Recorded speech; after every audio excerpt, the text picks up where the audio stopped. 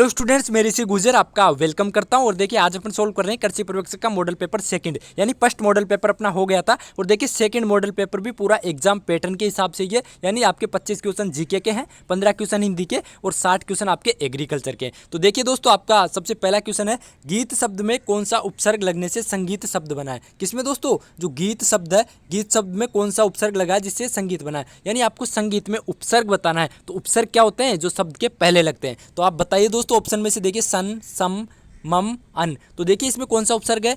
संगीत में कौन सा उपसर्ग है? संगीत में है दोस्तों सम उपसर्ग। कौन सा उपसर्ग है संगीत में? संगीत में सम उपसर्ग है। आगे देखिए अपना सेकंड क्वेश्चन है कि देखिए फेंक कर चलाए जाने वाले हथियार को क्या कहते हैं। देखिए फेंक कर चलाए जाने वाले हथियार को क्या कहते हैं वो बताना। देखिए शस्त्र, अस्त्र, कवच, ढाल। तो फेंक कर जो हथियार चलाए जाते हैं उनको क्या बोलते हैं? अस्त्र। क्या बोलते हैं? अस्त्र। और जो हाथ से पकड़कर चलाए जाते हैं उन्हें क्या बोलते हैं? शस्त्र। हाथ से पकड़कर कौन से हथियार चलाए जाते हैं? जैसे कि आपकी तलवार हो गई, तलवार हाथ से पकड़ के चलाई जाती है तो वो क्या आएगी? कौन से हथियार में आएगी? शस्त्र में। जबकि फेंक कर आती है दोस्तों, जैसे त्रिशूल हो गए, आपके भाला हो गए, ये जो फेंक कर यानी दूर से फेंक कर जो चलाए जाते हैं उन्हें अपन अस्त्र बोलते हैं, और जो हाथ से पकड़ कर चलाए जाते हैं उन्हें अपन शस्त्र बोलते हैं। आगे देखिए थर्ड क्वेश्चन है, जिसका कोई शत्रु ना हो वाक्यांश के लिए उपयुक्त शब्द बताइए। तो सबको पता होगा दोस्तों इसका तो राइट आंसर अजात शत्रु, शत्रुजीत, अजन्मा, आजने। तो दोस्तों इसका राइट आंसर क्या होगा? अजात शत्रु। जिसका कोई शत्रु नहीं हो उसे अपन अजात शत्रु बोलते हैं।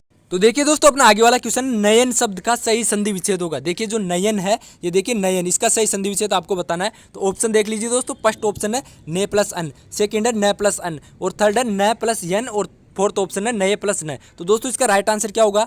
नयन शब्द का सही संधि विच्छेद क्या होगा? ने प्लस अन। क्या होगा? ने प्लस अन। और इसमें कौन सी संधि है दोस्तों? नयन में कौन सी संधि है? इसमें है दोस्तों अयादि संधि। कौन सी संधि है? अयादि संधि है। ने प्लस अन क्या बन गया? नयन। अयादि संधि है दोस्तों। देखिए ए क्या है दोस्तों? ए प्लस ए, तो ये दोनों मिलके क्या बन गए? अये। क्या हो गया दोस्तों? इनके स्थान पे अय हो गया। क्या हो गया? अये। तो क्या मिल गया फिर दोस्तों? ने प्लस अन से नयन। अय हो गया दोस्तों, ये हो गया उसके स्थान पर, तो क्या बन गया दोस्तों? नयन। आपको ध्यान रखना है अयादि संधि है इसमें। आगे वाला क्वेश्चन देखिए, नीलकंठ में कौन सा समास है? नीलकंठ में आपको समास बताना है। ऑप्शन देखिए द्विगु, द्वंद्व, बहुवीर्य, क्रमधारय। तो दोस्तों नीलकंठ, नीलकंठ में क्या है दोस्तों? जिसका नीला है कंठ, यानी दोस्तों तीसरा पद इसमें प्रधान है। तो दोस्तों इसका क्या होगा राइट आंसर? बहुवीर्य समास। जिसका तीसरा पद प्रधान हो, यानी दोस्तों कोई अलग ही फर्स्ट पद प्रधान नहीं हो, सेकंड भी नहीं हो, कोई तीसरा पद प्रधान हो, तो उसको बोलते हैं अपन बहुवीर्य समास। तो दोस्तों इसका राइट आंसर होगा बहुवीर्य समास। आगे वाला क्वेश्चन देखिए दोस्तों, हार शब्द में आ उपसर्ग लगने से आहार शब्द बना है, जिसका अर्थ है भोजन। जबकि हार शब्द में कौन सा उपसर्ग लगाए जिसका उसका अर्थ हो जाए छोड़ना।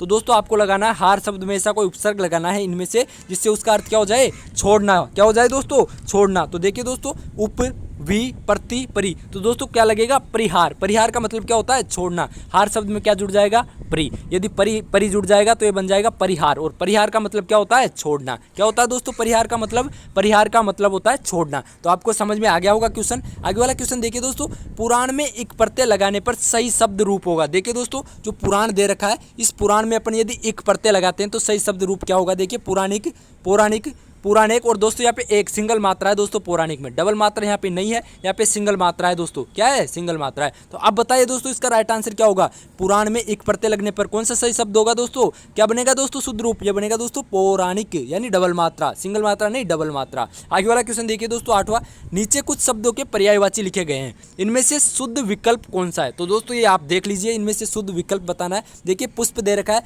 पुष्प का देखिए सुमन, नीरज, फूल, कुसुम, वनज। तो दोस्तों ये तो गलत हो गया। देखिए सूर्य के दे रखे हैं भास्कर, भानु, रवि, शशि, सुधाकर। तो दोस्तों इसमें भी गलत है। देखिए आगे रात्रि, रात्रि के दे रखे हैं निशा, चौला, यामिनी, सौदामिनी, राका। तो दोस्तों ये भी इसमें गलत है कुछ। अब देखिए आकाश, आकाश का दोस्तों नभ, गगन, व्योम, अंबर, अंतरिक्ष। तो दोस्तों ये वाला यानी फोर्थ वाला इसका राइट आंसर है। आकाश के ये सब पर्यायवाची है। आकाश के पर्यायवाची क्या क्या है? नभ, गगन, व्योम, अंबर, अंतरिक्ष। तो दोस्तों ऐसे क्वेश्चन भी आपके एग्जाम में पूछे जाते हैं। आगे वाला क्वेश्चन देखिए, निम्न में से कौन सा शब्द गणेश के लिए नहीं है? देखिए दोस्तों इनमें से बताना है, जो ये शब्द दे रखे हैं इनमें से कौन सा शब्द गणेश के लिए नहीं है। तो देखिए लंबोदर, मयूरध्वज, विनायक, एकदंत। तो दोस्तों कौन सा शब्द है जो गणेश के लिए नहीं है? तो दोस्तों मयूरध्वज। क्या है दोस्तों? मयूरध्वज है, ये गणेश के लिए नहीं है। बाकी देखिए लंबोदर, विनायक, एकदंत, ये सब क्या है? गणेश जी के पर्यायवाची है। आगे देखिए दोस्तों, आस्तिक का विलोम शब्द होगा, ये भी सबको पता है दोस्तों। आस्तिक का विलोम शब्द क्या होता है? आस्तिक का नास्तिक। आगे वाला क्वेश्चन देखिए अपना, इनमें से कौन सा वाक्य शुद्ध है? देखिए इनमें से नहीं दोस्तों, 11वां क्वेश्चन अपना देखिए पहले,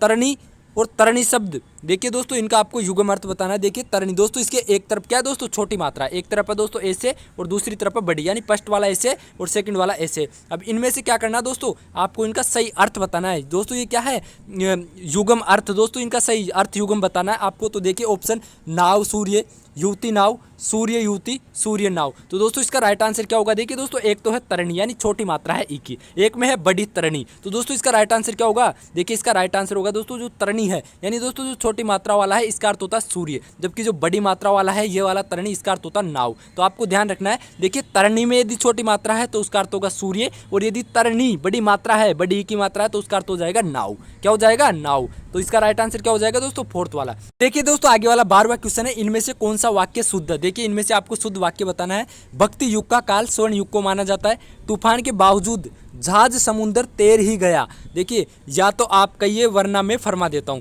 ताजमहल का सौंदर्य अनुपम है। तो देखिए दोस्तों वाक्य को पढ़ते ही आपको पता चल जाएगा कि इनमें से शुद्ध कौन सा है, अशुद्ध कौन सा है। तो देखिए इनमें से शुद्ध कौन सा है, ताजमहल का सौंदर्य अनुपम है। क्या है, ताजमहल का सौंदर्य अनुपम है, ये वाक्य शुद्ध है। आगे वाला क्वेश्चन देखिए, इनमें से कौन सा शब्द शुद्ध नहीं है। देखिए आपको बताना है इनमें से कौन सा शब्द शुद्ध नहीं है। तो देखिए चिन्ह, हृदय, उज्ज्वल, अंतर्गत। तो दोस्तों कौन सा शब्द शुद्ध नहीं है, उज्ज्वल। यह है उज्ज्वल है, ये गलत लिखा हुआ है। उज्ज्वल ऐसे नहीं होता है। उज्ज्वल का शुद्ध रूप क्या होता है दोस्तों, उज्ज्वल का शुद्ध रूप होता है दोस्तों जो ये वह है, इसके देखिए ऐसे ज है जुड़ा हुआ रहेगा। तो दोस्तों ये उज्ज्वल का शुद्ध रूप है। देखिए इसमें ज पूरा है, जबकि ज है आधा ही आएगा दोस्तों, दोनों ज आधा ही आएंगे, इसमें दो पूरे ज नहीं आएंगे, दोनों ज आधे आएंगे। तो देखिए इसका जो दोस्तों राइट आंसर ये होगा उज्ज्वल, यानी दोस्तों ये गलत लिखा हुआ है। बाकी चिन्ह, हृदय और अंतर्गत ये तीनों सही लिखे गए हैं। तो देखिए आपको ध्यान रखना है दोस्तों कौन सा इस शुद्ध अशुद्ध वाले शब्दों में आपको अच्छे से शब्दों की पकड़ रखनी है कि कौन सा शब्द शुद्ध है, कौन सा शब्द अशुद्ध है इनमें। आगे वाला क्वेश्चन देखिए, एक्नॉलेजमेंट अंग्रेजी भाषा के शब्द के समक्ष हिंदी शब्द होगा। देखिए दोस्तों जो एक्नॉलेजमेंट है इसका दोस्तों हिंदी में आपको अर्थ बताना है। हिंदी में दोस्तों एक्नॉलेजमेंट का अर्थ क्या होगा। तो देखिए आप ऑप्शन देख लीजिए, समायोजन, पावती, तथर्थ, आनुषंगिक। तो दोस्तों एक्नॉलेजमेंट क्या होता है दोस्तों, एक्नॉलेजमेंट होता है दोस्तों पावती। पावती मतलब दोस्तों, पावती का मतलब होता है दोस्तों स्वीकृति। क्या होता है दोस्तों, स्वीकृति। क्या बोलते हैं, पावती को अपन स्वीकृति भी बोलते हैं। तो आपको ध्यान रखना है एक्नॉलेजमेंट का मतलब होता है पावती, और पावती को अपन बोलते हैं स्वीकृति। आगे वाला क्वेश्चन देखिए, आग से खेलना मुहावरे का सार्थक प्रयोग किस वाक्य में हुआ है। किससे, आग से खेलना मुहावरे का सार्थक प्रयोग किस वाक्य में हुआ। देखिए बच्चों ने देखा कि मदारी आग से खेल रहा है, बच्चों को आग से खेलना देखकर हम स्तब्ध रह गए। बच्चों को आग से खेलने की अनुमति नहीं देनी चाहिए। बचपन से ही भगत सिंह क्रांतिकारी नारे लगाकर मानो आग से खेल रहा था। तो दोस्तों इसका राइट आंसर क्या होगा, इसका राइट आंसर होगा दोस्तों फोर्थ। क्या होगा, बचपन से ही भगत सिंह क्रांतिकारी नारे लगाकर मानो आग से खेल रहा था। ये दोस्तों सही वाक्य है। आगे वाला देखिए, राजस्थान राज्य खान एवं खनिज लिमिटेड मुख्यालय कहाँ स्थित है। देखिए राजस्थान राज्य खान एवं खनिज लिमिटेड का मुख्यालय आपको बताना है,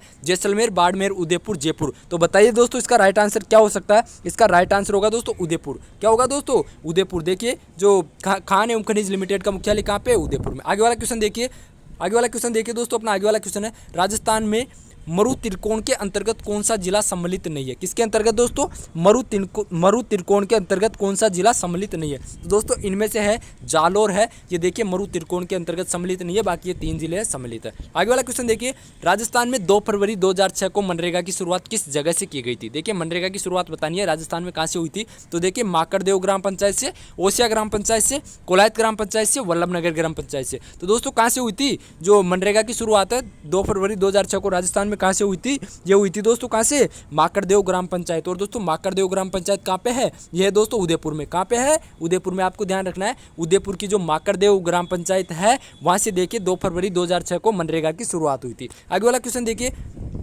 प्राचीन समय में कोकण, क्या दोस्तों, प्राचीन समय में कोकण तीर्थ के नाम से कौन सा स्थान प्रसिद्ध था। देखिए क्या बताना आपको, प्राचीन समय में कोकण तीर्थ के नाम से कौन सा स्थान प्रसिद्ध था। तो देखिए ऑप्शन त्रिपुरी सुंदरी, पुष्कर, ऋषभदेव जी, रणकपुर। तो कौन सा स्थान प्रसिद्ध था दोस्तों, पुष्कर। कौन सा स्थान प्रसिद्ध था, पुष्कर। किसके लिए, कोकण तीर्थ के नाम से पुष्कर प्रसिद्ध था। आगे वाला देखिए दोस्तों अपना, 100 द्वीपों के शहर के नाम से किसे जाना जाता है। देखिए 100 द्वीपों के शहर के नाम से किसे जाना जाता है, डूंगरपुर, बांसवाड़ा, कोटा, करौली। तो देखिए 100 द्वीपों के शहर के नाम से किसे जाना जाता है, वो जाना जाता है दोस्तों बांसवाड़ा को। बांसवाड़ा है उसको देखिए 100 द्वीपों के शहर के नाम से जाना जाता है। देखिए दोस्तों 15 क्वेश्चन अपने हिंदी के हो गए थे और ये अपने जीके के चल रहे हैं। जीके के भी अपन ने देखिए 5 क्वेश्चन सोल्व कर लिए हैं। आगे वाला क्वेश्चन देखिए, राजस्थान के कबीर के नाम से किन्हें जाना जाता है। देखिए राजस्थान के कबीर के नाम से किन्हें जाना जाता है वो बताना है, संत दादू, संत लालदास जी, रैदास, संत चरणदास जी। तो किन्हें जाना जाता है दोस्तों, संत दादू दयाल जी है, उन्हें देखिए राजस्थान के कबीर के नाम से जाना जाता है। आगे वाला क्वेश्चन देखिए, तेजाजी का पशु मेला किस जिले में लगता है? तो सबको पता होगा तेजाजी का पशु मेला है कहाँ लगता है, तेजाजी का पशु मेला नागौर में लगता है। नागौर में कहाँ,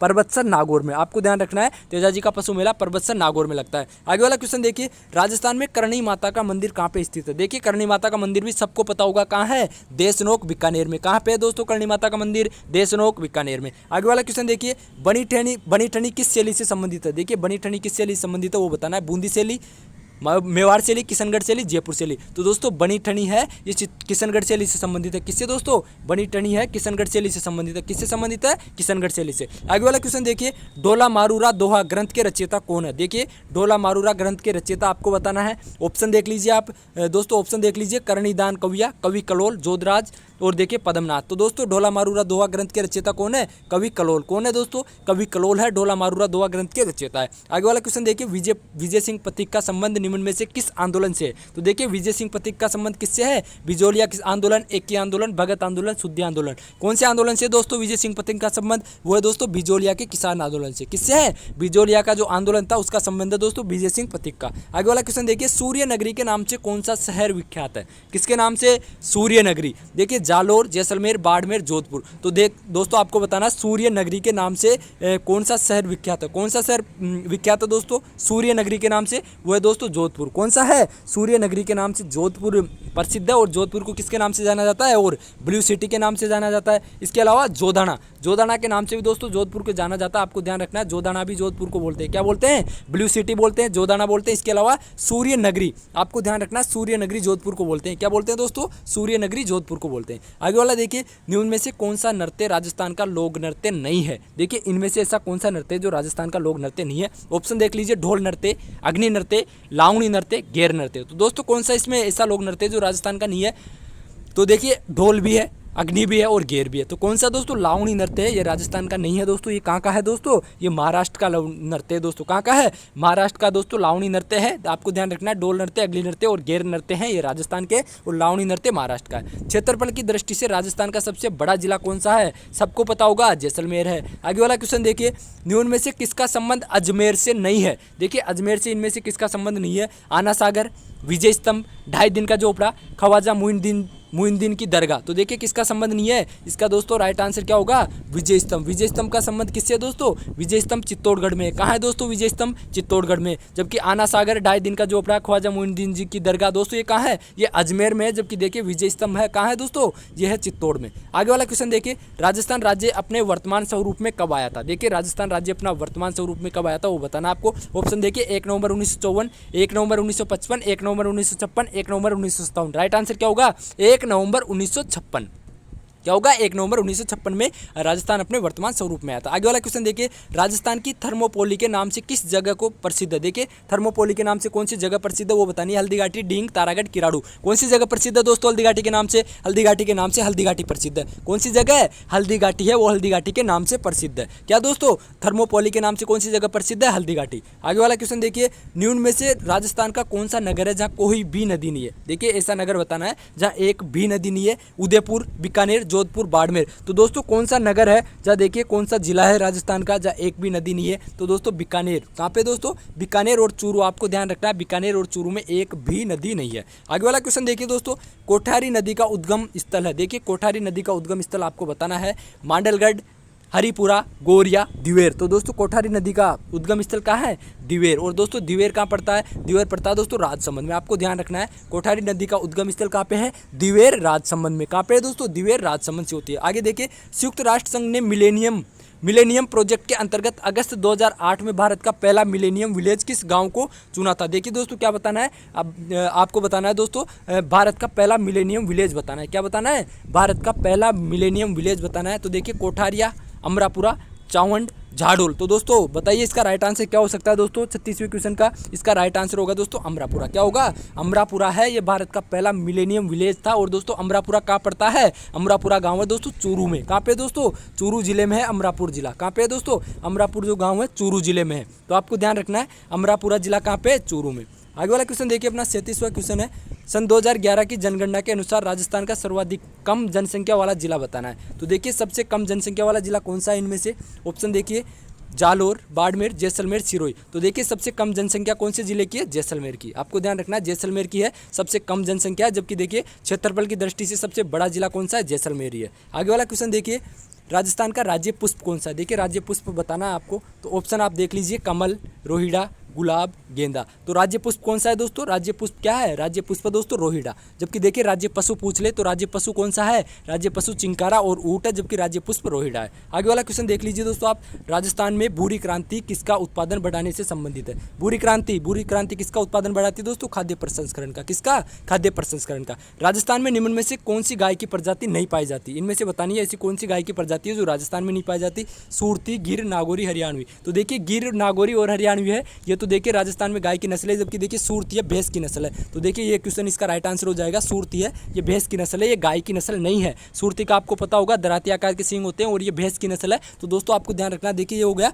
तो दोस्तों आपको पेपर का लेवल थोड़ा ईजी लग रहा होगा, लेकिन दोस्तों ये 2013 का जो कृषि पर्यवेक्षक का हुआ था एग्जाम दोस्तों एमपीयूटी यूनिवर्सिटी के द्वारा, उसका दोस्तों ये पेपर है। और देखिए आपने देख लिया होगा कैसे क्वेश्चन पूछे जाते हैं। तो देखिए आपके ज़्यादा कोई हाई लेवल नहीं पूछा जाता दोस्तों, बेसिक बिल्कुल आपके ऐसे ही क्वेश्चन पूछे जाते हैं। ये पहले 2013 का पेपर है जिसको देखिए मैं आपको सोल्व करवा रहा हूँ। अब अपन आगे एग्रीकल्चर के क्वेश्चन सोल्व करते हैं। देखिए दोस्तों अपने अब एग्रीकल्चर का सबसे पहला क्वेश्चन है। देखिए राजस्थान का भौगोलिक क्षेत्र भारतवर्ष के कुल भौगोलिक क्षेत्र का कितने प्रतिशत है? देखिए 0.54 और 10.4, 15.4 और 20.4। तो दोस्तों राजस्थान का भौगोलिक क्षेत्रफल भारत के कुल भौगोलिक क्षेत्रफल का कितना प्रतिशत है? तो दोस्तों इसका राइट आंसर क्या आएगा? इसका राइट आंसर आएगा 10.4%। कितना प्रतिशत है दोस्तों राजस्थान का क्षेत्रफल? भारत के भौगोलिक क्षेत्रफल के 10.4% है दोस्तों राजस्थान का क्षेत्रफल। आगे वाला देखिए दोस्तों सेकंड क्वेश्चन है, राजस्थान का कृषि जलवायु खंड फोर्थ बी क्या है? देखिए दोस्तों इनमें से आपको फोर्थ बी बताना है। तो देखिए शुष्क मैदानी क्षेत्र, शुष्क मैदानी पश्चिमी क्षेत्र, लूनी नदी का अंतर्वर्ती मैदानी क्षेत्र, आर्द्र दक्षिणी मैदानी क्षेत्र और बाढ़ संभाव्य पूर्वी मैदानी क्षेत्र।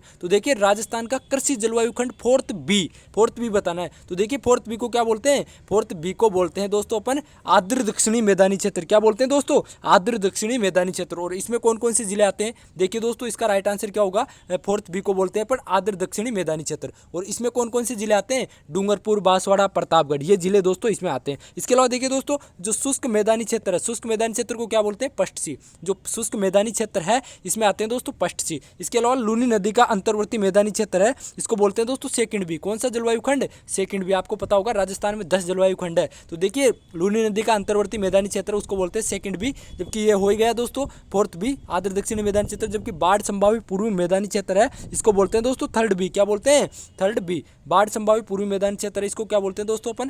थर्ड बी बोलते हैं। क्या बोलते हैं? Third B. तो दोस्तों ये अपना हो गया सेकंड क्वेश्चन। आगे बात करते हैं थर्ड क्वेश्चन की। थर्ड क्वेश्चन है, राजस्थान का कितना प्रतिशत क्षेत्रफल क्षारीय एवं लवणीय मृदा से ग्रसित है? देखिए दोस्तों आपको बताना है क्षारीय और लवणीयता मृदा से ग्रसित राजस्थान का क्षेत्रफल। ऑप्शन देखिए 5.6 lakh hectare, 7.8 lakh hectare, 10.6 lakh hectare और 12.8 लाख हेक्टेयर। तो दोस्तों कितना है राजस्थान का क्षेत्रफल? तो दोस्तों इसका राइट आंसर आएगा 10.6 लाख हेक्टेयर। कितना दोस्तों? 10.6 लाख हेक्टेयर। आगे वाला क्वेश्चन देखिए, अम्लीय भूमि को सुधार कर कृषि योग्य बनाने में किसका प्रयोग होता है? देखिए अम्लीय भूमि को सुधारने में किसका प्रयोग होता है? सबको पता होगा अम्लीय भूमि को सुधारने में चूना का प्रयोग होता है। किसका प्रयोग होता है दोस्तों? चूने का प्रयोग होता है अम्लीय भूमि को सुधारने में। आगे वाला क्वेश्चन देखिए, भूमि उपयोग क्षमता वर्गीकरण के अंतर्गत भूमि को कितनी श्रेणियों में विभाजित किया गया है? दोस्तों भूमि को कितनी श्रेणियों में विभाजित किया गया है वो बताना है। 5, 8, 10, 12। तो दोस्तों कितनी श्रेणियों में भूमि को विभाजित किया गया है? दोस्तों ये किया गया है 8 में। कितनी में? भूमि को देखिए दोस्तों 8 श्रेणियों में विभाजित किया गया है। भूमि को कितनी श्रेणियों में? 8 श्रेणियों में। आगे वाला देखिए छठा क्वेश्चन देखिए, शुष्क क्षेत्रों के लिए सर्वाधिक सामान्य जल संग्रहण रचना है। देखिए शुष्क क्षेत्रों के लिए सर्वाधिक सामान्य जल संग्रहण रचना बतानी है आपको। इनमें से एनीकट, खड़ीन, खेतकुंड, तालाब। तो दोस्तों इसका राइट आंसर क्या होगा? इसका राइट आंसर होगा दोस्तों खड़ीन। क्या? शुष्क क्षेत्रों के लिए है खड़ीन है जल संग्रहण का अच्छी रचना है दोस्तों। क्या? खड़ीन से जल संग्रहण करते हैं शुष्क क्षेत्रों में। आगे वाला क्वेश्चन देखिए, इनमें से कौन सा एक कार्बनिक उर्वरक है? कार्बनिक उर्वरक बताना है दोस्तों, ammonium sulphate, urea, super phosphate, DAP. तो दोस्तों इनमें से कार्बनिक उर्वरक कौन सा है आपको बताना है दोस्तों। इनमें से कार्बनिक उर्वरक, तो दोस्तों कार्बनिक उर्वरक कौन सा है? यूरिया है। कौन सा है दोस्तों? यूरिया। और दोस्तों यूरिया में नाइट्रोजन कितना होता है? 46% यूरिया में नाइट्रोजन होता है। आगे वाला क्वेश्चन देखिए, अनाज वाली फसलों में वायुमंडलीय नाइट्रोजन का स्थिरीकरण किसके द्वारा किया जाता है? देखिए दोस्तों अनाज वाली फसलों में वायुमंडलीय नाइट्रोजन का स्थिरीकरण किसके द्वारा होता है? एजेटोबैक्टर। किसके द्वारा होता है दोस्तों? एजेटोबैक्टर। जबकि एजोला का प्रयोग धान में होता है। और दोस्तों राइजोबियम दलहनी फसलों में, किसमें दोस्तों? राइजोबियम दलहनी फसलों में नाइट्रोजन का स्थिरीकरण करता है? एजोला धान में, और एजेटोबैक्टर है ये करता है दोस्तों कौन सी में? अनाज वाली फसलों में। आगे वाला क्वेश्चन देखिए, राजस्थान के अधिकांश क्षेत्र में सिंचाई के स्रोत है। दोस्तों राजस्थान में अधिकांश क्षेत्र में सिंचाई के स्रोत बताना है, तो देखिए तालाब, नहरें, नदियां, कुएं, नलकूप। तो दोस्तों राजस्थान में सिंचाई के स्रोत क्या है दोस्तों? राजस्थान में दोस्तों कुएं और नलकूप से अधिकतम सिंचाई होती है। किसमें दोस्तों? राजस्थान में सर्वाधिक सिंचाई किससे होती है? कुएं और नलकूप से। जबकि भारत की बात करें, भारत में सर्वाधिक सिंचाई किससे होती है? भारत में सर्वाधिक सिंचाई नहरों से होती है। किससे होती है दोस्तों? नहरों से। और भारत में पूछ ले तो नहरें, और राजस्थान में कुएं और नलकूप से सर्वाधिक सिंचाई होती है। आगे वाला क्वेश्चन देखिए, इनमें से सफेद दाने वाली मक्का की उन्नत किस्म कौन सी है? देखिए दोस्तों, सफेद दाने वाली मक्का की उन्नत किस्म बतानी है। माही कंचन, गंगा 11, नवजोत, गंगा सफेद। तो दोस्तों सफेद दाने वाली मक्का की किस्म कौन सी है? गंगा सफेद। कौन सी है दोस्तों? गंगा सफेद है। गंगा सफेद ये सफेद दाने वाली मक्का की किस्म है। आगे वाला क्वेश्चन देखिए दोस्तों, राजस्थान में सरसों बुआई की औसत बीज दर बताइए। दोस्तों राजस्थान में सरसों की बीज दर बतानी है, औसत बीज दर पूछ रहा है दोस्तों। तो देखिए सरसों की औसत बीज दर कितनी होती है दोस्तों? सरसों की औसत बीज दर रखते हैं अपन दोस्तों 4 से 5 किलो प्रति हेक्टेयर। कितने रखते हैं सरसों की औसत बीज दर? 4 से 5 किलो प्रति हेक्टेयर। फ्रेंड्स देखिए अपना आगे वाला क्वेश्चन है, मूंग फसल में प्रति हेक्टेयर उचित पौधों की संख्या। देखिए मूंग की फसल में उचित पौधों की संख्या बताना है प्रति हेक्टेयर। 66,000, 1,20,000, 2,40,000, 3,33,000। तो देखिए मूंग की जो फसल होती है दोस्तों उसमें पौधों की संख्या रखते हैं 3,33,000। कितनी होती है दोस्तों? 3,33,000 प्रति हेक्टेयर मूंग में पौधों की संख्या होती है। आगे वाला क्वेश्चन देखिए, वृक्षों एवं घास को एक साथ उगाने की पद्धति को क्या कहते हैं? ऑप्शन देख लीजिए दोस्तों, agro forestry, silviculture, silvipastoral, farm forestry. तो देखिए वृक्षों और घास को एक साथ उगाने को क्या बोलते हैं? सिल्वीपेस्ट्रल। क्या बोलते हैं दोस्तों? सिल्वीपेस्ट्रल। इसके अलावा देखिए दोस्तों, फसल के साथ पेड़ या झाड़ियां, क्या दोस्तों? फसल के साथ यदि अपन झाड़ियों को उगाएंगे तो उसको बोलेंगे एग्रो फॉरेस्ट्री। क्या बोलेंगे? फसल के साथ यदि अपन झाड़ियों को उगाएंगे या पेड़ों को उगाएंगे तो उसको एग्रो फॉरेस्ट्री बोलेंगे। जबकि वृक्ष एवं घास को यदि अपन एक साथ उगाते हैं तो उसको अपन सिल्वीपेस्ट्रल बोलेंगे। आगे वाला क्वेश्चन देखिए, गेहूं की फसल में सिंचाई की मुख्य क्रांतिक अवस्था बतानी है। तो देखिए शीर्ष जड़ जमने के समय, फूटान पर, बालिया आने पर, दूधी अवस्था पर। तो दोस्तों गेहूं की फसल की मुख्य क्रांतिक अवस्था क्या है? शीर्ष जड़े जमने के समय। शीर्ष जड़े जमने के समय सियारा स्टेज भी बोलते हैं जिसे। कब दोस्तों? 21 दिन बाद आती है ये। कब दोस्तों? 21 दिन बाद आती है ये। गेहूं की सिंचाई की अवस्था है मुख्य। आगे वाला क्वेश्चन देखिए, सोयाबीन में कितने प्रतिशत तेल पाया जाता है? दोस्तों सोयाबीन का बोटेनिकल नाम होता है ग्लाइसिन मैक्स, और सोयाबीन का ओरिजिन चाइना है दोस्तों, चीन। तो सोयाबीन में आपको तेल बताना है 20%, 40%, 30%, 50%। तो सोयाबीन में कितने परसेंट तेल होता है सबको पता होगा। देखिए सोयाबीन क्या है? दलहनी और तिलहनी दोनों फसलों में सोयाबीन को शामिल किया जाता है। तो देखिए सोयाबीन में 20% तेल पाया जाता है। कितना? 20% तेल। जबकि प्रोटीन की बात करें तो 40% सोयाबीन में प्रोटीन होता है। कितना परसेंट प्रोटीन होता है सोयाबीन में? 40। तो आपको ध्यान रखना है, देखिए सोयाबीन को दलहनी और तिलहनी दोनों फसलों में शामिल किया जाता है। और सोयाबीन में 20 से 22% तो तेल होता है, जबकि 40 से 42% प्रोटीन होती है। कितनी? 40 से 42% प्रोटीन होती है। आगे वाला क्वेश्चन देखिए, इनमें से किस शाकनाशी का मक्का उड़द अंतःसस्यन में प्रयोग करना चाहिए? दोस्तों ऐसा कौन सा शाकनाशी है जिसका उपयोग मक्का उड़द के जो अंतःसस्यन होते हैं उनमें अपन प्रयोग कर सकते हैं? 2,4-D, आइसोप्रोटिरोन, atrazine, stomp. तो दोस्तों क्या होगा इसका राइट आंसर? दोस्तों इसका राइट आंसर होगा स्टॉम्प। क्या दोस्तों? स्टाम्प होता है। स्टाम्प का उपयोग दोस्तों अपन है जो मक्का और उड़द का अंतःसस्यन है उसमें अपन इसका यूज कर सकते हैं। किसमें दोस्तों? स्टाम्प है। स्टाम्प का यूज कर सकते हैं। बाकी देखिए जो चौड़ी पत्ती वाले वीड होते हैं उनके लिए 2,4-D का यूज करते हैं, और 2,4-D का पूरा नाम होता है दोस्तों 2,4-डाइक्लोरोफिनॉक्सी एसिटिक एसिड।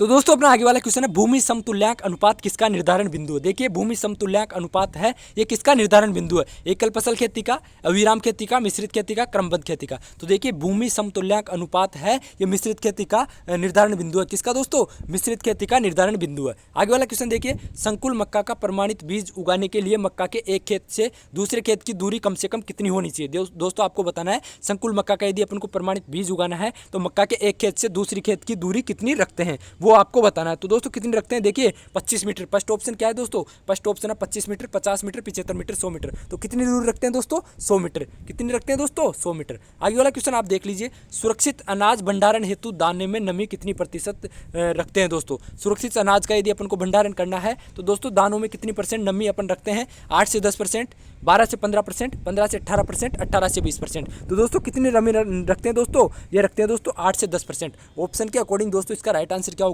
8 से 10% दोस्तों अपन है अनाज में भंडारण के लिए नमी रखते हैं। आगे वाला क्वेश्चन देखिए, वर्तमान में कौन सी राजस्थान कृषि विभाग द्वारा संचालित एक महत्वपूर्ण योजना है? दोस्तों कृषि विज्ञान केंद्र, जल संग्रहण क्षेत्र प्रबंध और आत्मा ATP। तो दोस्तों ये 2013 का पेपर है दोस्तों। तो दोस्तों उस टाइम दोस्तों आत्मा योजना है। आत्मा योजना कृषि विभाग द्वारा संचालित एक महत्वपूर्ण योजना थी दोस्तों 2013 के टाइम। आत्मा योजना क्या थी दोस्तों? किसानों को दोस्तों नई नई तकनीक का ज्ञान देते हैं, इसमें नई नई टेक्नोलॉजी उनको समझाते हैं। आगे वाला क्वेश्चन देखिए, भारत में वर्तमान में उद्यानिकी फसलों का क्षेत्रफल है। दोस्तों भारत में वर्तमान में उद्यानिकी फसलों का क्षेत्रफल बताना है। 12 million Hector, 15 million Hector, 17 million Hector और 20 मिलियन हेक्टर। तो दोस्तों इसका राइट आंसर क्या होगा 21वें क्वेश्चन का? इसका राइट आंसर होगा दोस्तों 12 मिलियन हेक्टर। लेकिन दोस्तों ये 2012 के अकॉर्डिंग है। कब दोस्तों? 2012-13 के अकॉर्डिंग है। अभी दोस्तों ये काफी बढ़ गया है, लगभग 20-25 मिलियन हेक्टर के लगभग दोस्तों ये क्षेत्रफल हो गया है। आगे वाला क्वेश्चन देखिए, स्कर्वी नामक रोग किस विटामिन की कमी से होता है? दोस्तों स्कर्वी नामक रोग आपको बताना है। तो देखिए vitamin A, vitamin B, vitamin C, vitamin D. तो दोस्तों स्कर्वी नामक रोग है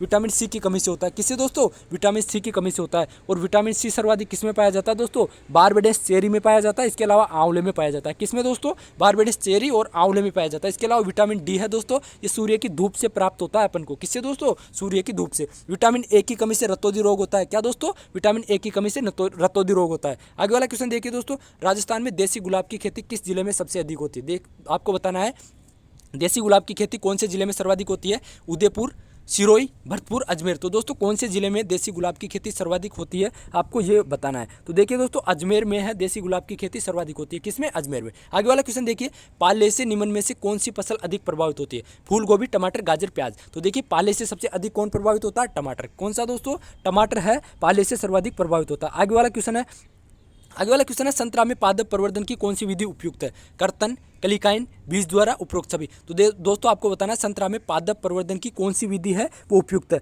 तो दोस्तों इसका राइट आंसर होगा कलिकाइन। कलिकाइन है दोस्तों ये संतरा के लिए बेस्ट है। क्या है? कलिकाइन। आगे देखिए आगे वाला क्वेश्चन है आम के पौधे लगाने का उपयुक्त समय। देखिए आम के पौधे लगाने का उपयुक्त समय आपको बताना है। तो देखिए जून, जुलाई, अक्टूबर, जनवरी। तो आम के पौधे लगाने का उपयुक्त समय क्या है दोस्तों? आम के पौधे लगाने का उपयुक्त समय है जुलाई। कब? आम के पौधे लगाते हैं अपन जुलाई में, जबकि देखिए आम में फ्लावरिंग कब होती है? फरवरी में। आगे क्वेश्चन है उद्यान लगाने की विभिन्न विधियों में से मुख्यतः कौन सी विधि अपनाई जाती है? कौन सी विधि अपनाई जाती है इनमें से आपको बताना है। उद्यान लगाने की विभिन्न विधियों में से मुख्यतः कौन सी विधि अपनाई जाती है? वर्गाकार, षटकोण, सीढ़ीनुमा, त्रिकोणीय। तो कौन सी विधि अपनाई जाती है? ऑप्शन के अकॉर्डिंग इसका राइट आंसर होगा वर्गाकार विधि। कौन सी विधि? वर्गाकार विधि है मुख्यतः अपनाई जाती है। सीढ़ीनुमा है पहाड़ी क्षेत्रों में की जाती है। आगे वाला देखिए पुराने या आर्थिक रूप से कमजोर बाग को सुधारने हेतु प्रसारण की कौन सी विधि अपनाई जाती है? देखिए पुराने या आर्थिक रूप से कमजोर बाग को सुधारने हेतु कौन सी विधि अपनाई जाती है दोस्तों?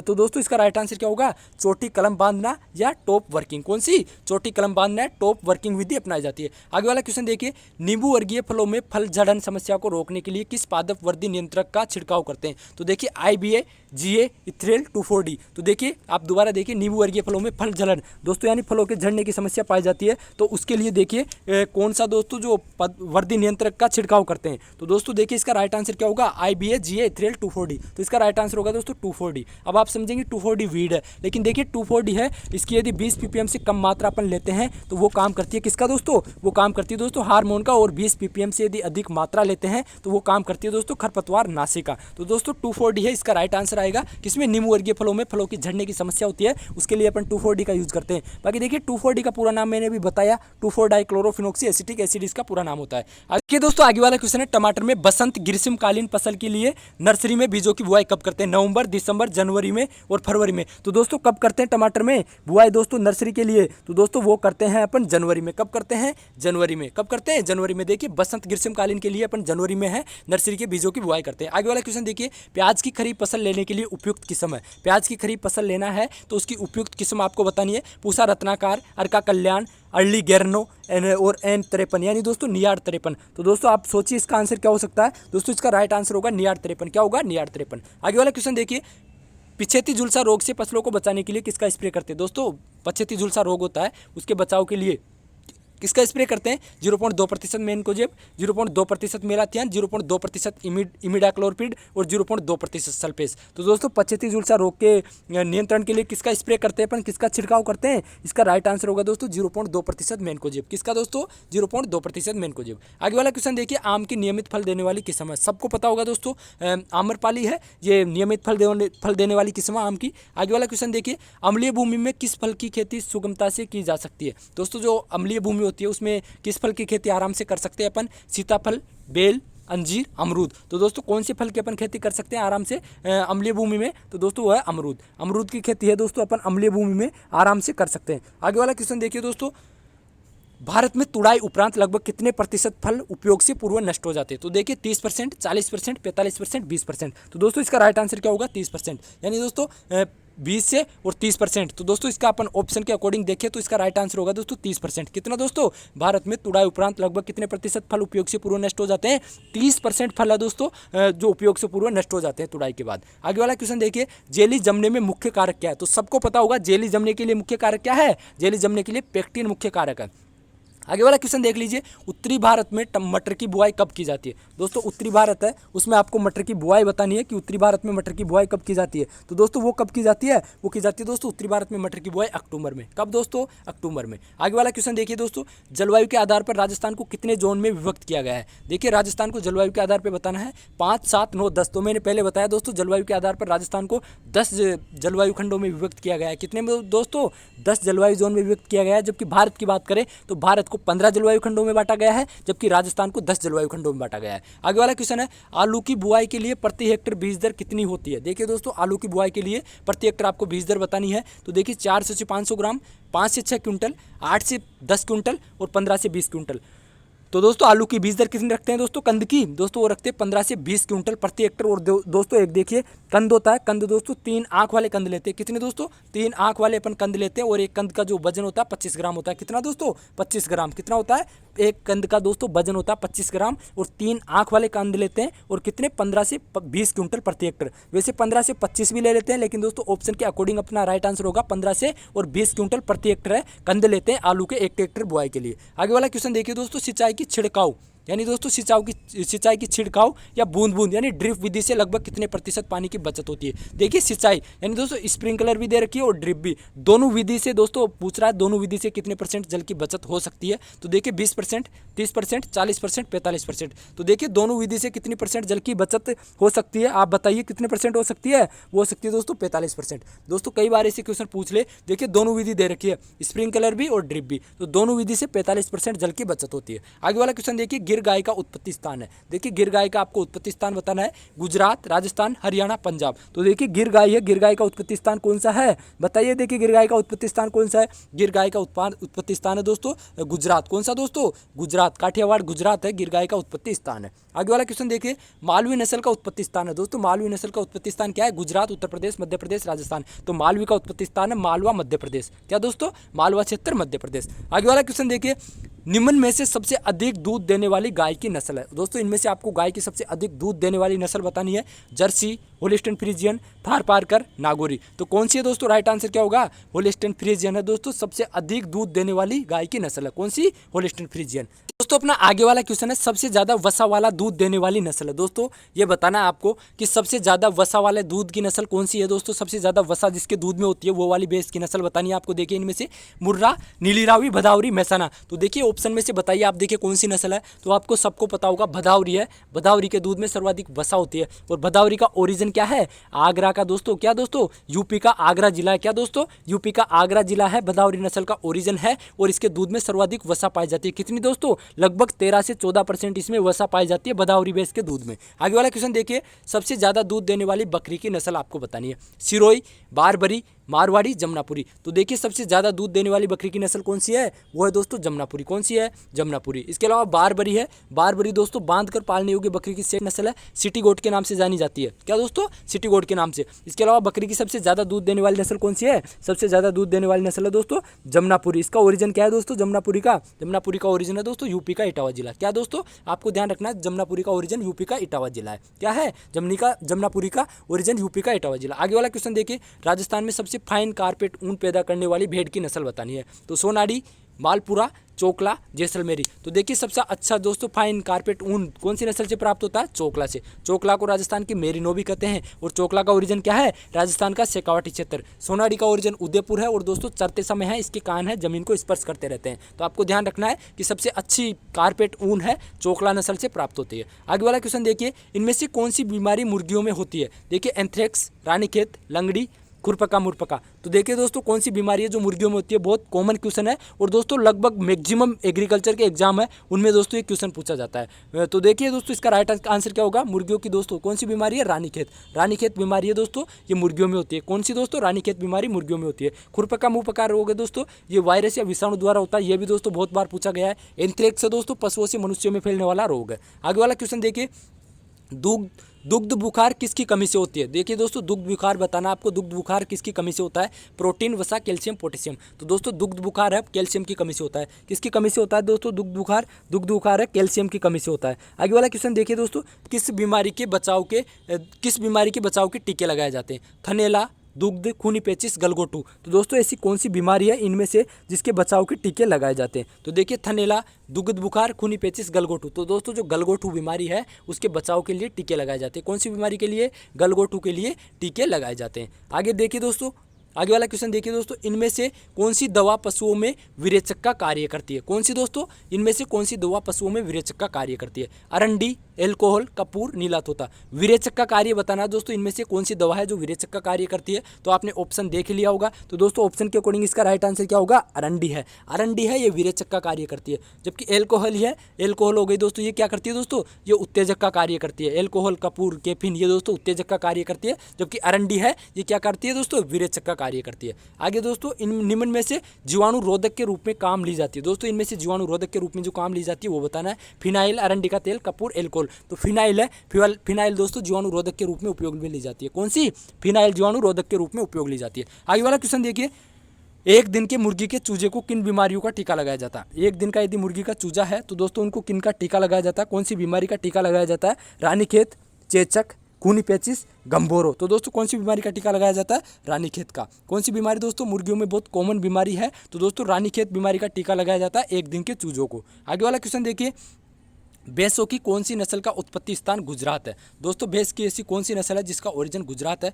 भदावरी, नीली रावी, जाफराबादी, मुर्रा। तो आपको पता होगा, देखिए मुर्रा का ओरिजिन तो क्या है, पंजाब हरियाणा है। जाफराबादी का ओरिजिन है दोस्तों, जाफराबादी का ओरिजिन क्या है, जाफराबादी का ओरिजिन है दोस्तों गुजरात। और जाफराबादी है दोस्तों, जाफराबादी है, इसका शरीर ढीला ढाली होता है और दोस्तों हाथी की तरह ये दिखती है, इसलिए जाफराबादी को मिनी एलिफेंट के नाम से जाना जाता है। किसके नाम से, आपको ध्यान रखना है कि जो जाफराबादी नस्ल है इसका ओरिजिन गुजरात है और इसको मिनी एलिफेंट के नाम से भी जाना जाता है। इसके अलावा भदावरी का दोस्तों, भदावरी में सर्वाधिक बसा पाई जाती है और भदावरी का ओरिजिन क्या है दोस्तों, यूपी का। दोस्तों क्या है दोस्तों, यूपी का आगरा जिला है। आगे वाला क्वेश्चन देखिए दोस्तों, नीला तोता का उपयोग पशु में किस कार्य के लिए किया जाता है। दोस्तों नीला तोता है, इसका उपयोग पशुओं में किस कार्य के लिए किया जाता है, उत्तेजक, कृमिनाशक, विरेचक, जीवाणुनाशक। तो दोस्तों जो नीला तोता है, नीला तोता का उपयोग किस कार्य के लिए करते हैं दोस्तों, नीला तोता का उपयोग करते हैं दोस्तों अपन किसके लिए दोस्तों, कृमिनाशक के लिए। किसके लिए, कृमिनाशक के लिए। किसके लिए करते हैं दोस्तों नीले तोता का उपयोग, कृमिनाशक के लिए। आगे मेहसाना नस्ल किन दो नस्लों के क्रॉस से तैयार की गई है। मेहसाना नस्ल है दोस्तों,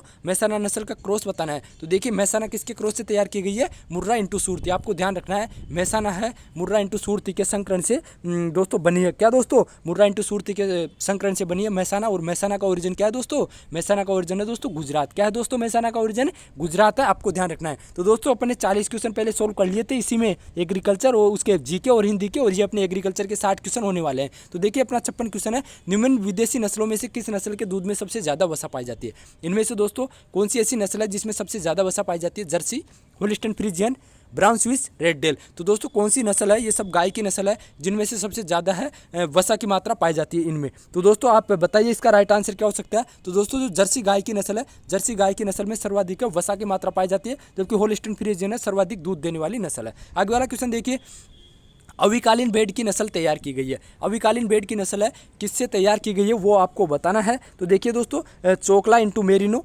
मारवाड़ी इंटू रेम्बुलेट से, और मालपुरा इंटू रेम्बुलेट से, और मालपुरा इंटू कराकुल से। तो दोस्तों इसका राइट आंसर क्या होगा, इसका राइट आंसर होगा दोस्तों तीसरा, यानी मालपुरा इंटू रेम्बुलेट से। किससे दोस्तों, मालपुरा इंटू रेम्बुलेट से अविकालीन भेड़ की नस्ल तैयार की गई है। आगे वाला क्वेश्चन देखिए आप, दराती नुमा सींग किस नस्ल की पहचान है। देखिए दराती नुमा सींग किस नस्ल की पहचान है, सबको पता होगा दोस्तों, हाशिया दराती आकार के जो सींग होते हैं, किस भैंस की नस्ल है, कौन सी ऐसी नस्ल है जिसके दराती आकार के सींग होते हैं। तो दोस्तों कौन सी नस्ल है, ये सूरती नस्ल है। कौन सी दोस्तों, सूरती नस्ल है, जिसके कैसे होते हैं, सूरती या दराती आकार के होते हैं। मुर्रा के सींग है जलेबी आकार के होते हैं। कैसे दोस्तों, मुर्रा के सींग है जलेबी आकार के होते हैं। आगे वाला क्वेश्चन देखिए दोस्तों, पशुओं में आयु का अनुमान लगाया जाता है। देखिए पशुओं में आयु का अनुमान किससे लगाया जाता है, दांत से, चमड़ी से, खुर से, पूंछ से। तो दोस्तों पशुओं में आयु ज्ञात करने का सबसे अच्छा तरीका है दांत देखकर, क्योंकि दांत से है सबसे अपन को बेस्ट तरीका, अपन पता लगा सकते हैं पशु की एक्चुअल आयु किससे, दांत से। आगे देखिए, किस नस्ल की भैंस के सिर पर टीका होता है। तो दोस्तों ऐसी भैंस का नस्ल, ऐसी किस नस्ल की भैंस के सिर पर टीका है वो बताना है। तो देखिए, मुर्रा,